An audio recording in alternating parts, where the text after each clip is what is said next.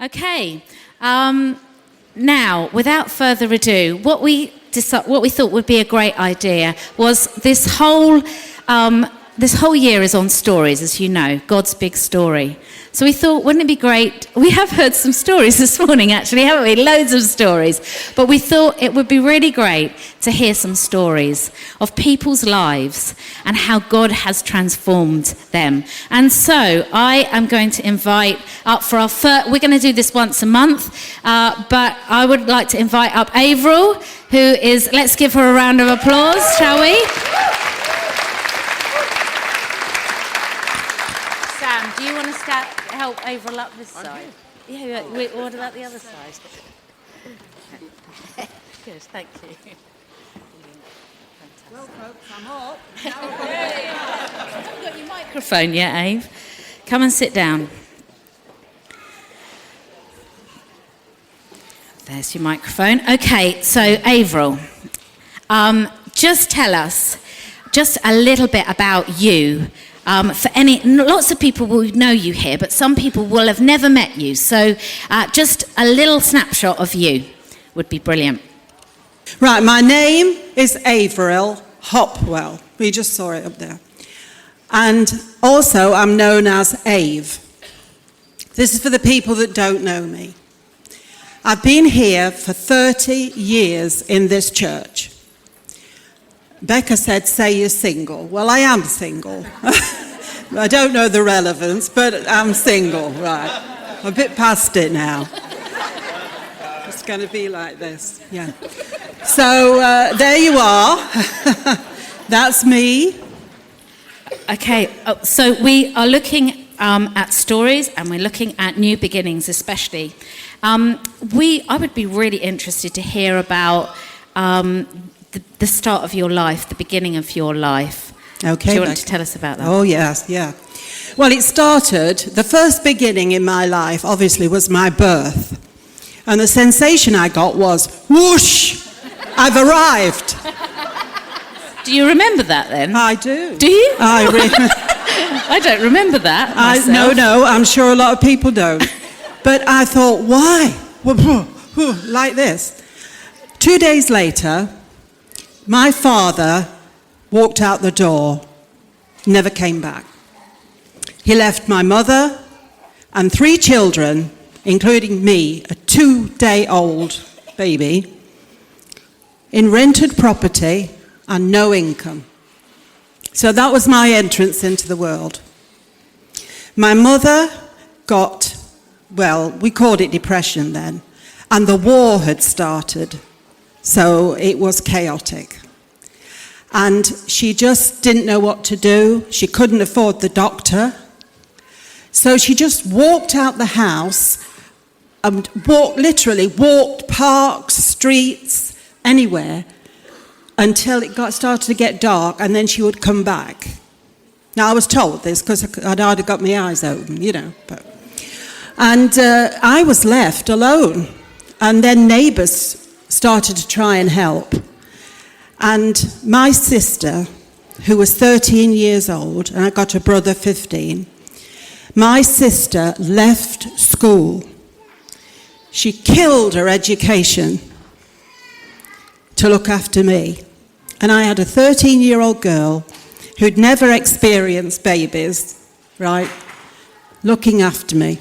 That was my first few years. So how did that affect your relationship with your father? Quite honestly, it did affect me. Because unknown to me as a baby, I took on board all the rejection that my mother was feeling, my sister and my brother. I soaked it in somehow, and I felt rejected, and I felt second hand. When I was about, 8, 10, I broke my leg, and I got in a plaster cast, and I was hobbling along on a crutch, and I decided to go to my brother's house. And when I got there, my father, I can't say dad because he never was, my father was there, and he moved out the room. And it impacted me. I thought, there's something wrong with me that this man can't stand me. And I had to ask him for a lift home because I broke my leg. And he said, no, ask your brother. Walked out the house and out of my life. And something died in me that day. I didn't know what it was, but there was something definitely wrong in me. And it was rejection being impounded into my life. So you grew up and you found God, and then you decided that you were going to go on a bit of an adventure with God then, and you ended up in Honduras. Can you just tell us a little bit about that? How old were you when that mid-20s. Mid-20s, okay. Okay, can I just say about what God did for me? That's the most important bit, isn't it? Say what God did. If God touches your life, you're not the same. And so I'd never been to church. I didn't know, nobody had ever preached the gospel to me or my family. And I was angry at a God that I didn't know. Can you understand? I blamed him for everything. I blamed him for rejection. I blamed him if I failed an exam. Oh, I just did. I had to give it somebody. I had to punch somebody for the lack in my life, right? And so one day, I was walking through a department store door, which was similar to Wickbourne, and I got stuck. My feet wouldn't move. And I was getting angry, and the man behind me was getting very angry. He said, will you move out the way? You know, and I knew something supernatural was happening. And I turned to God and I said, if you're there, like that, I'm here. And I meant it. I was angry. If he's bothering my life, he'd better be doing something good with me, because I was fed up of all the lack. I was fed up of being second class and rejected by people. Do you understand? And I got saved in that second. No gospel. No person coming putting their arms around me saying, Jesus loves you. He did it. He did it. I walked out that department store saved. And I thought, oh, well, what do good people do? They go to church. So next Sunday, I went to church on my own. And I walked in a church. There was dead as a dodo. I sat looking at the stained glass windows to try and figure out who that was not knowing it was Jesus. That was how I got saved, and you don't turn away in that. Is that all right? That's Shirley? fantastic. Amazing. Okay. Then the call. So, tell us about when you went to Honduras and some of the stories, because I know there are amazing stories that happen there. Yeah. I hope you're all right with this, are you? Wave if you are. Oh, good. Right. I gave Becca a wave earlier when she said, have you got a story to tell? I was doing this and she ignored me. Sorry. This is church. This is family. Okay. So then I got a call on my life, and I was really pleased. An evangelist came for one meeting. He was American, and he said he got a school. And I thought, I don't want one of those that you study for 16 hours a day, and then go to bed. And he said, no, it's a practical school. He said, I'll take you into Mexico, I'll this and that and the other. And I said, okay. So I was making plans to go, mid-20s. And there was a nurse in the church, and we were quite friendly, and she said, I'm going to the States. Why don't we go together? She said, I'm going into Mexico to a clinic. So we travelled together. Now, I won't go into a lot of detail. Let's say when we got to Decatur, Georgia, where she was due to go into Mexico, there was no clinic.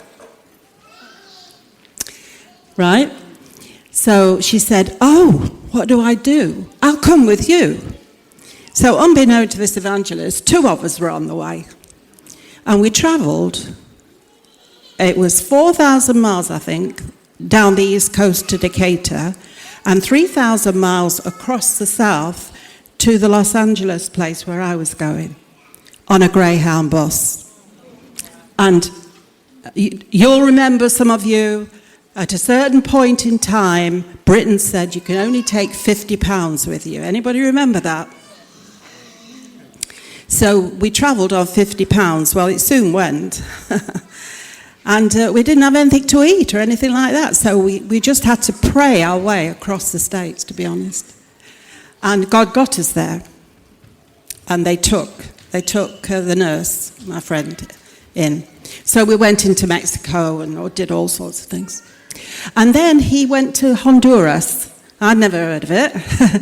And he came back broken. He came back a broken man. He said, I have seen things that people should never see. And this was mostly to do with babies. Now, what they did, they just threw them under bridges and the water took them, or they put them on rubbish heaps where ants were, red ants. You know what red ants do? They go up every hole in your body. They enter and eat you. They go in your eyes, your ears, your nostrils, your mouth, down your throat, and other places. He was broken. He said, we have to go and help these children. And we prayed for months and months and months for a couple to come, and nobody came. So in the end, we sort of twigged that maybe God was asking 2 girls to go, which is ridiculous. And we said, we'll go. And he said, I'm not taking you. He's leaving you down there. But he did. Because when God's in it, God keeps making a way. He doesn't take it off you. You find you're praying about these children. And in the end, you have to go. There's no question. So we had a smattering of Spanish, like hello, goodbye. How much is that cabbage? That sort of stuff. And a lot of finger work. And we went to an area called Tegucigalpa, which is an Indian name. And we went to a small place called Belén, and in Spanish that means Bethlehem. Well, it does in Honduras. And we thought, oh, great, this is, being spiritual. This is lovely, But at night, we soon found out, when the red lights went on, where we were. We were in the red light district, and they knew we were coming. So we went to the hospital to look for babies. And you've heard the dying rooms of China. Well, they were there as well. There was 4 babies to a cot. They couldn't put them in the right way up. They put them in sideways. They had no blankets, no pillows, no diapers. They were naked on a plastic sheet in 80-odd degrees heat. And we went round. The room was full of cots. And we had to choose who to save. So we ended up with 6. And we brought them home, and we started our new beginning. While we were there, I'll keep going. While we were there, we had a war. And it was between the neighbouring company. Now, you couldn't tell the 2 people apart because they were like brothers. Do you understand?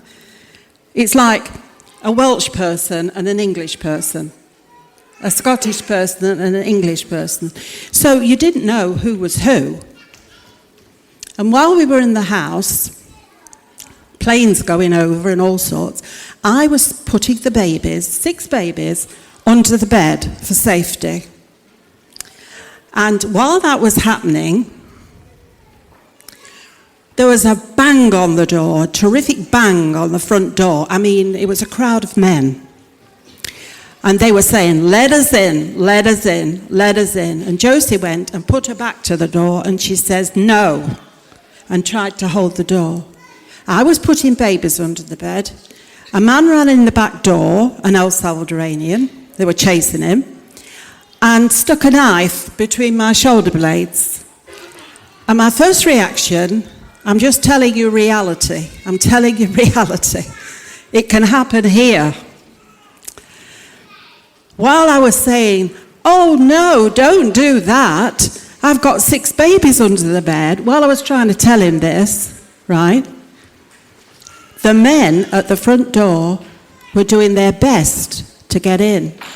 And as I watched, I could see the door cave in. As I watched, I saw a white mist enter the room. It went over the door, over the windows, over Josie, and stayed. And the men started yelling outside. I don't know what was outside. Could have been an angel. But this was like an angelic mist, and it just fortified the door and the windows. They couldn't get in, and they ran off. In the meantime, this man has got his knife between my shoulder blades, and I could feel it cutting me, and his arm around my neck, choking the life out of me. And I said, no, don't, I couldn't speak. And he let go like that. And I thought, hello, that white mist has moved. Do you understand?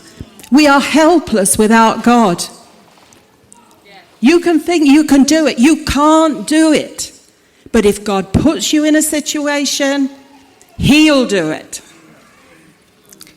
And I was free. And so was Josie. We were unharmed. We got the babies out under the bed, carried on living. Then the police came, took our passports, so we couldn't get out of the country. And then there was another really dangerous situation that you were in again, wasn't there? When you went, you were, at this point, you had gone from the house that you were in, and you were up in an orphanage where you and Josie were looking after a lot of the children, and they were growing up there, up the mountain, yes, was it? Yes. And then, can you tell us about what happened one day when a man came and wanted you to take his child? Yeah. You'll like this. We had 23 kids by this time, and we had moved. God had provided a farm for us in a valley, and it was called the Valley de Los Angeles, the Valley of the Angels. So we were happy there. But there was an Indian tribe there as well. They weren't happy with us because we were the only 2 white faces up that mountain.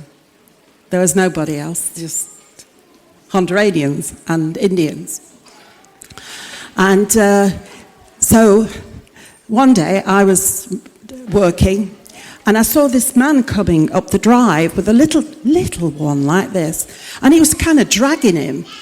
And then I saw a uniform, and I realised he was a policeman. Now, if you've ever been abroad, you don't mess with policemen. You just say, yes, sir, yes, yes, sir. And he came, and he almost threw the child at me like this. And he said, whatever, he said. And I said, we're full. We're full. We haven't got any more beds, kind of thing. And that didn't please him. So he drew his pistol out, stuck it in my chest, and said, again, right? And I said, I think we've just got room for one more. You learn with the Lord, don't you? You'd probably done it better than me, but I did the best I could. And then tell us what happened to those little boys that came, because there were 3 of them, weren't there? What happened to those little boys? Oh. Okay. Somebody brought 3 boys. One was about 4, one was 7, 6, and one was about 10, I'll say. Because nobody knew their ages. They weren't registered. Do you understand? They weren't registered. And they came, and their clothes were so worn and torn, it was indecent. And the man that brought them said, well, pick who you want. Pick who you want of the 3, And we said, We looked at them and we said, we can't split these boys, because we learned their story. What had happened during the war, the mother had gone mad, insane. The father had cleared off because he didn't want to fight the war and left the boys. And the one that was about 10 had to take care of them. And nobody would take them in because they could have been El Salvadorian, you see. So they had to walk the fields and the mountains. And they drank from the rivers. And they ate grass to keep alive. So you can imagine the effect on them, you know. And they stood there, and the eldest boy was shaking. With fear, I think. With fear. Will they take us in? Will they turn us away? So anyway, I looked at Josie. Josie looked at me and said, well, take the lot. Right. And we did. Do you know those boys? The eldest one is a pastor. The second one is running a boys' home in Tegucigalpa for those that are on the streets. The third one got shot because they forced him to go and fight. Those three were worth everything we went through. And we went through a lot. Those three stand forever in the kingdom.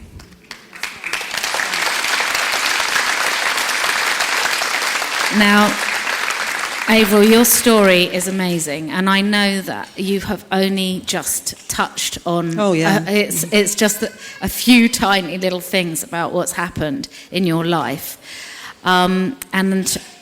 if people want to hear more, then please do chat to Averil and later, and then another time. We also have recorded you on the breakfast, haven't we? Yes. So if people want to hear more, but just one last question.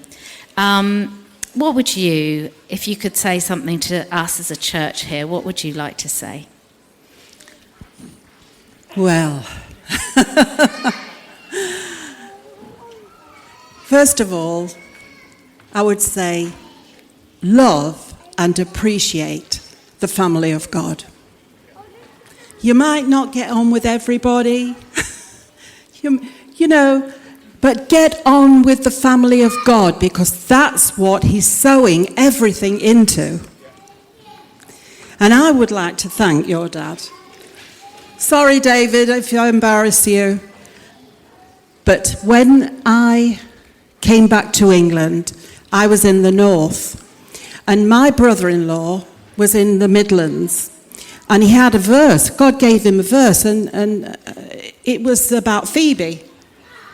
And is it all right if I read it to you? Because it did my head in.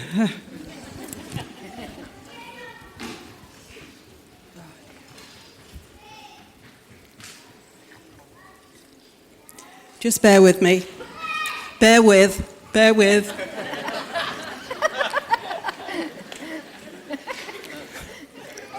I like it when you laugh. Thank you so much. You encourage me. That's from Miranda, isn't it? Okay. Yes, it is. It is. Do you like that? Yeah, then? but are you human like me? Do you watch telly?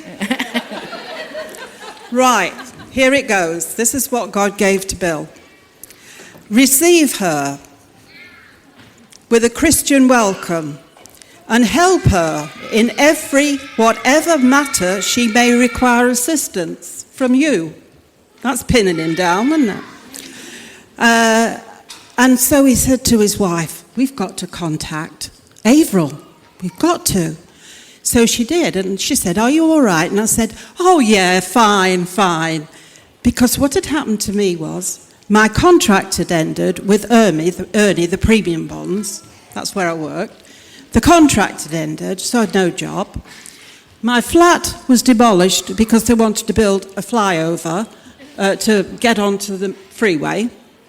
And I had no money, nowhere to live. A friend took me in, but they said, otherwise, you'll have to go under the pier at Blackpool. Do they do that in Brighton? Sleep under the pier. I think they do, yeah. Yeah. They said, well, you'll have to go under the pier at Brighton. And I said, what? You know, I said, come on, God, you've got to find me a place to live. God gave him a verse. My sister phoned, she said, look, if ever you need a home, it's here. She said, oh, but I forgot to tell you, we've moved. She said, we've moved south. We've moved to East Preston. See? See God's plan? He didn't want me in Derby, where they were before. So she said, if ever you want to come, come. So I said, okay, I'll ask God, I'll ask God, being spiritual. So I did.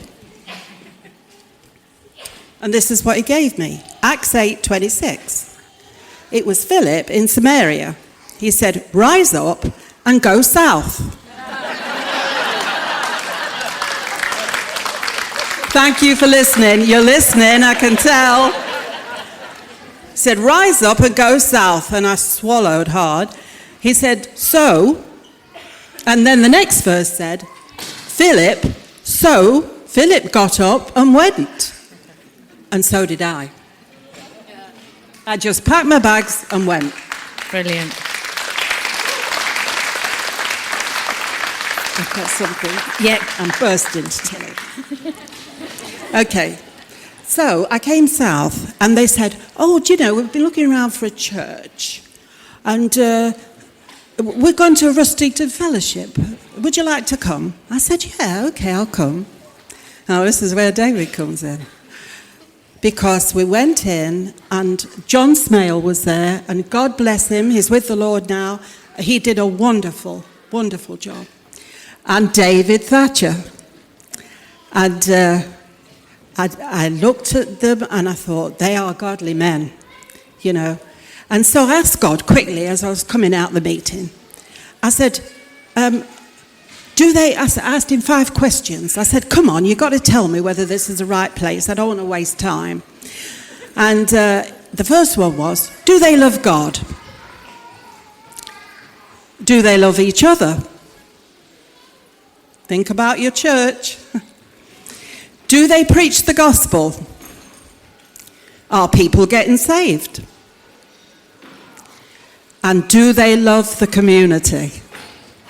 Those 5 questions, each one got a tick. Thank you, David. And that's why I want to thank him publicly. Because over the years, he's got a father in spirit. And he fathered the flock. He fathered people year after year after year. He fathered me. Do you know, I'd never had a touch from a father. David fathered me in a godly way and helped me to get where God wanted me to be. So thank you, David, and I applaud you.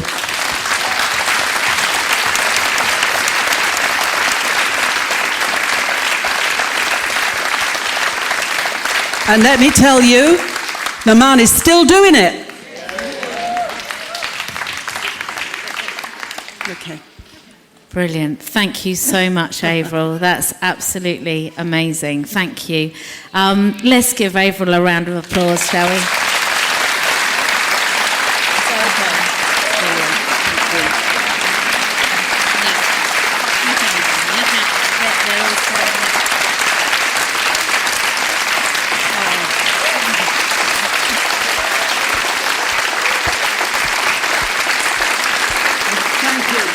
Thank you. Praise God. We are very proud of you, and we're very proud of what you have done. And your story is so powerful. So thank you so much for telling us that. That's brilliant. Thank you.